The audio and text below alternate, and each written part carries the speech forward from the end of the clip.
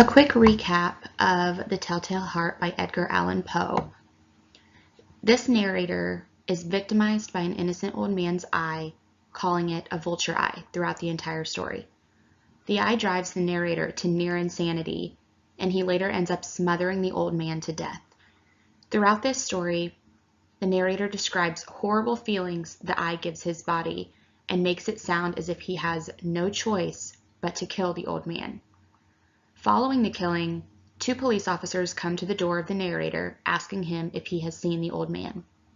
For a good hour or so, the narrator does an amazing job at convincing the officers of his innocence. A short time later, the narrator's anxiety and conscience start making him think he himself is hearing the old man's heartbeat in the floorboards where he previously buried his cut-up body parts. Of course, this is not actually what is occurring, but the narrator's guilt, sanity, and conscience start playing a really important role in his personality and mental illness.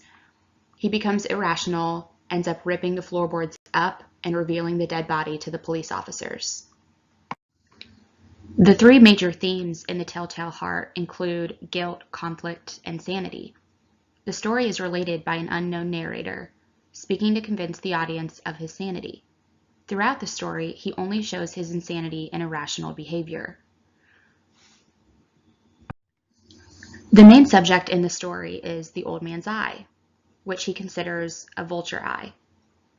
In the story, at the beginning, he describes the eye as faded and blue, such as a blind man, and what his eye would look like. So we can make an assumption that either the man did have some sort of blindness or something wrong with him that triggered something in the narrator to make him feel the most anxiety and pressure for some reason that we have no idea of.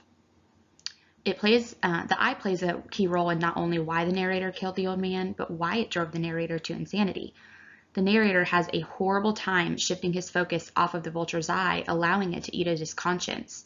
So the majority of the story is the narrator trying to excuse his actions because the eye is just victimizing him to a point where he can no longer think, hear, or see clearly. The 2 types of conflict in this story include external and internal. So the external and internal conflict are both illustrated in the story, and they are portrayed continuously in Edgar Allan Poe's writing styles, not just this one. The 2 forms of conflict contribute a great deal of suspense to the story. The internal conflict comes from the standpoint of the narrator, and the external conflict illustrated is the constant conflict the narrator has with the innocent old man. Sanity and paranoia are 2 extremely important things to understand and notice in this story. In the first page even, the narrator admits he is dreadfully nervous. So paranoia sets the tone from the beginning.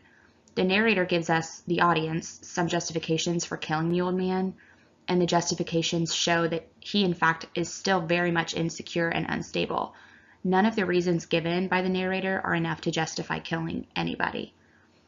Quote, "Every time the old man looked at me with his vulture eye, a cold feeling went up and down my neck. Even my blood became cold, and so I finally decided I had to kill the old man and close that eye forever."